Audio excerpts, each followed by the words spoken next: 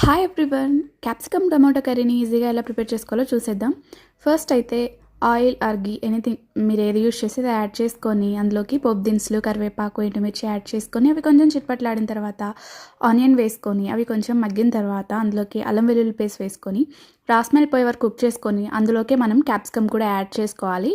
Capsicum add చేసుకొని salt add చేసుకొని బాగా మిక్స్ చేసుకొని మూత పెట్టి ఒక 2 to 3 మినిట్స్ కుక్ చేసుకోవాలి.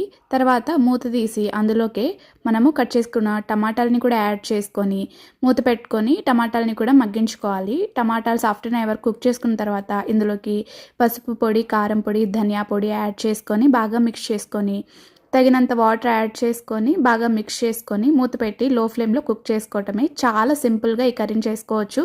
చపాతీ, రైస్ వేటిలోకైనా ఇది చాలా బాగుంటుంది. సో వీడియో నచ్చితే లైక్ చేయడం, షేర్ చేయడం, కమెంట్ చేయడం, అలాగే మన ఛానల్ని సబ్స్క్రైబ్ చేసుకోవడం మర్చిపోకండి. Thank you so much for watching.